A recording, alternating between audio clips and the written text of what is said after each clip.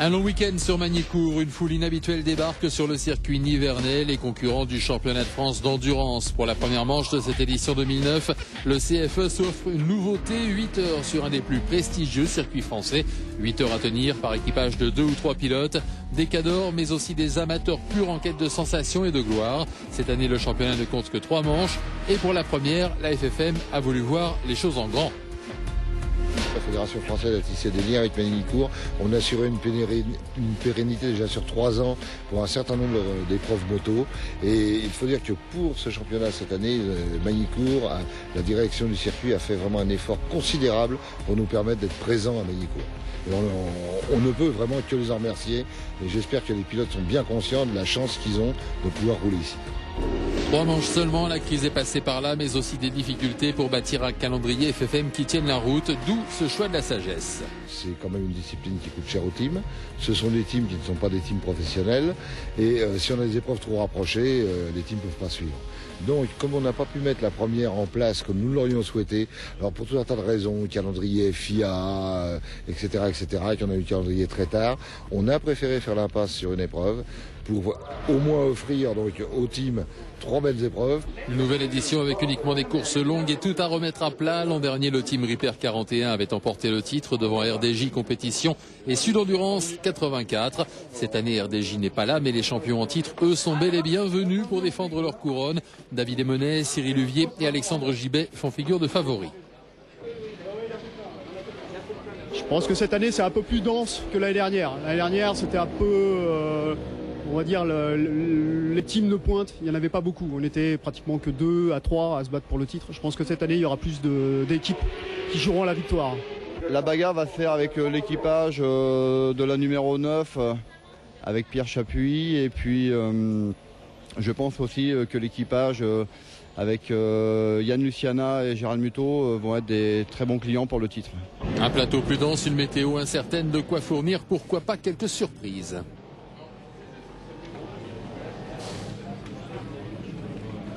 Je pense qu'il peut y avoir des surprises, oui, parce qu'on a vu ce week-end, il y a beaucoup de pilotes qui roulent très très vite et il y a beaucoup d'équipages qui sont plus homogènes que l'an dernier en tout cas.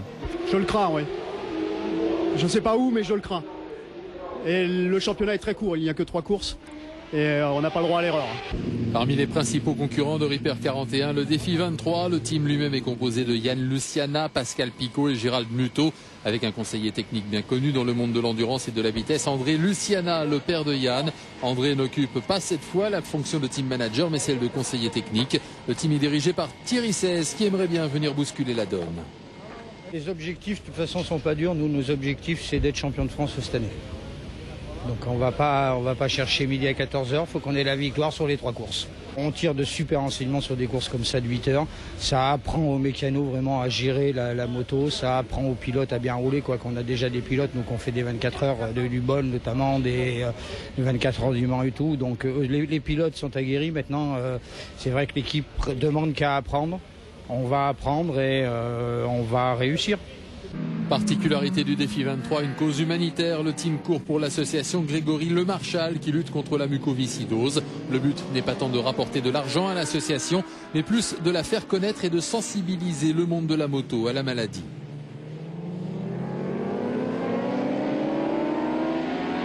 C'est incroyable l'engouement que représente cette association. Aujourd'hui, on parle beaucoup de nous. Défi 23 est connu par rapport à l'association. On sent vraiment que les gens se sentent concernés. D'une part par rapport à la personnalité qu'était Grégory Lemarchal et d'autre part par rapport au fait qu'il faut se sensibiliser, qu'il faut faire le don de soi-même pour sauver des vies humaines, quoi. Financièrement, on essaye de leur apporter, nous, ce qu'on peut vendre sur les circuits. Mais c'est vraiment, oui, c'est vraiment de l'image qu'on veut. C'est vraiment faire connaître cette association ailleurs que sur des autres médias, quoi. Après les favoris, les outsiders, eux, courent en super sport, une structure jeune mais soudée, professionnelle. Viltaïs Racing, 3 jeunes pilotes, Loïc Bardet, Christophe Rochet et Sylvain Lafarge. L'an dernier, le team Viltaïs avait terminé champion chez les 600, 6e au général. Cette année, l'équipage a dû être légèrement modifié, un handicap qui n'effraie pas Loïc Bardet, présent depuis le début. On vient du 50. Donc on a toujours la même équipe du 50 au 600. Donc Fred, celui qui est blessé, c'est mon coéquipier en 50 également. Donc c'est vrai que C'est un peu dommage pour toute l'équipe qui soit blessée, mais bon, Christophe Rocher, arrive bien à se mettre dans le moule de l'équipe. Il connaît l'endurance, donc il a l'esprit famille Viltaïs, donc ça se passe plutôt bien. L'endurance, c'est bien sûr le maître mot. Le Supersport, c'est différent du 50, c'est évident. Et les paramètres à gérer ne sont évidemment pas les mêmes.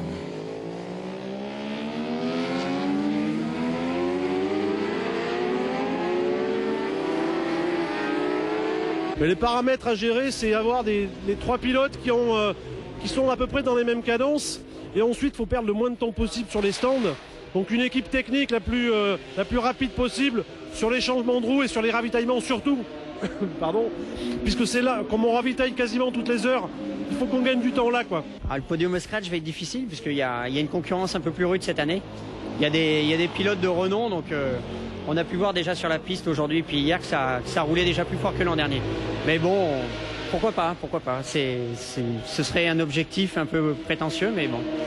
Mais déjà au moins finir sur le podium, voire garder notre titre de l'an dernier en Supersport, ce serait déjà très très bien. Et puis il y a ceux qui sont plus là pour se faire plaisir que pour réellement faire un podium. Le Extreme Bike Steam Moto s'est ainsi adjoint les services de David Dumain, rédacteur en chef de Moto Journal.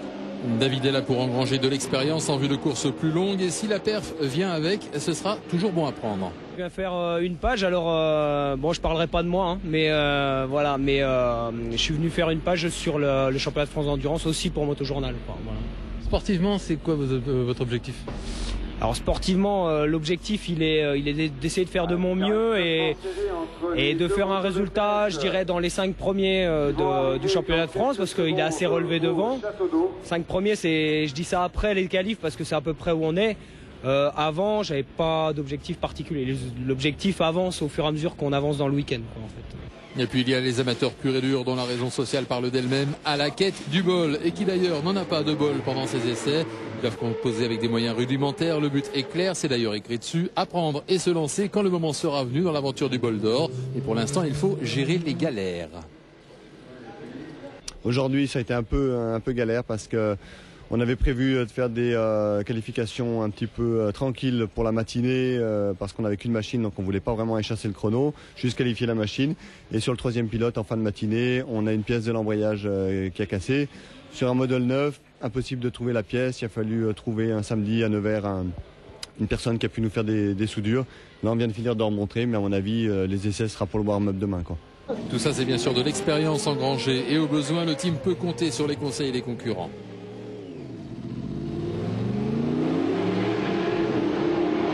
On a beaucoup de teams qu'on connaît qui roulent plus fort que nous, donc on peut bénéficier aussi de beaucoup de leur expérience. Maintenant, on connaissait un peu les temps des gens qui roulent en championnat de France d'endurance, donc on savait qu'on pouvait se caler dans des roues et voilà, qu'on pourrait en bénéficier en tous les cas.